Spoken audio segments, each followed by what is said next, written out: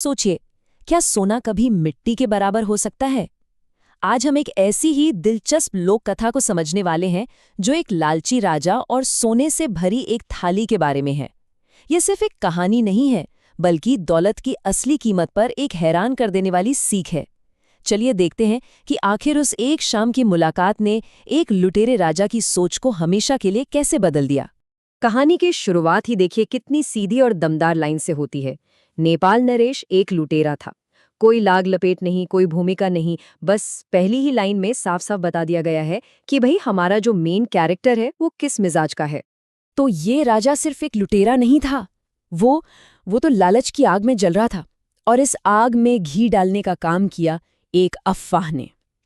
जरा सोचिए, एक राजा ये मान बैठा है कि भारत में इतना सोना है कि मिट्टी के भाव बिकता है। मतलब यही एक सोच उसके दिमाग पर ऐसी चढ़ी कि यही उसकी सारी लूटपाट की सबसे बड़ी वजह बन गई। अब इस अफवाह के नशे में चूर राजा ने कोई बहुत चालाक प्लान नहीं बनाया।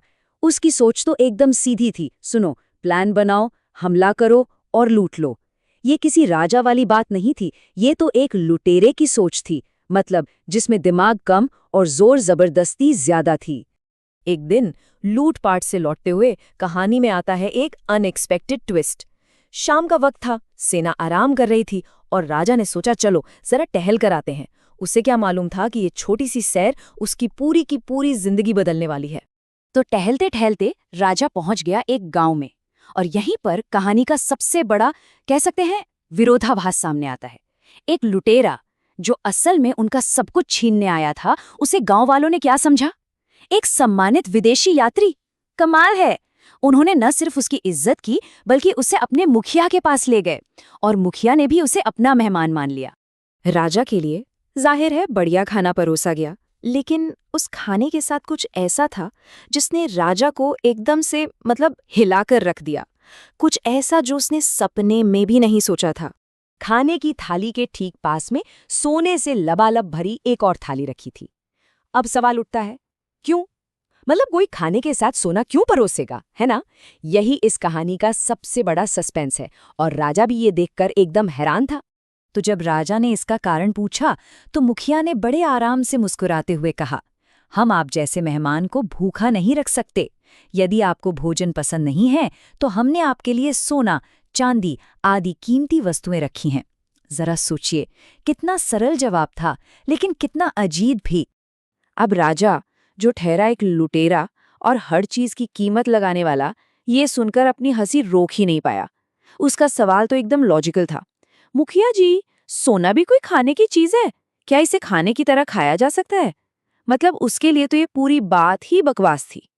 और बस यहीं पर मुखिया ने असली बात का खुलासा किया। उसने समझाया कि वे सिर्फ सच्चे और ईमानदार लोगों की ही मेहमान नवाजी करते हैं। ये कोई आम गांव नहीं था। यहाँ के जो उसूल थे, जो नैतिकता थी, वो सोने चांदी से कई कई ज्यादा कीमती थी। और फिर मुखिया ने वो बात कही जिसने सच में सब कुछ बदल दिया।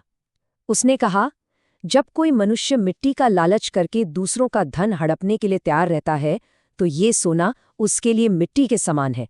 सोचिए, कितनी गहरी बात है ये। ये इस सवाल को खड़ा करती है कि दौलत की असली कीमत आखिर है क्या? तो यहाँ पर हमें दौलत को लेकर दो एकदम अलग अलग नजरिए देखने को मिलते हैं। एक तरफ है राजा, जिसके लिए सोना क्या है? लूटने का खजाना। और दूसरी तरफ है मुखिया, जिसके लिए लालची आदमी के हाथ में सोना बस मिट्टी है। उसके लिए असली दौलत तो जमीन और वहां के लोगों की ईमानदारी है। मुखिया के ये शब्द राजा के लिए बिजली के झटके जैसे थे। ये सिर्फ शब्द नहीं थे, ये वो सच था जिसने उसकी सोच की पूरी बुनियाद हिलाकर रख दी। उसे एक पल में ये एहसास हो गया कि जिस सोने के पीछे वो पागल था, उसकी असली कीमत तो कुछ भी नहीं है। बस एक पल, एक छोटी सी बातचीत, और उसी एक पल में धन और जीवन को देखने का राजा का नजरिया हमेशा हमेशा के लिए बदल गया। ये वो मोमेंट था जिसने एक लुटेरे को पूरी तरह से बदल कर रख दिया। और इसका असर क्या हुआ? राजा इतना ज्यादा बदला कि उसने लूटपाट का ख्याल ही हमेशा के लिए छोड़ दिया। ये कोई थोड़ी देर का बदलाव नहीं था, ये एक परमानेंट चेंज था जो मुखिया की उस समझदारी भरी बात से आया था।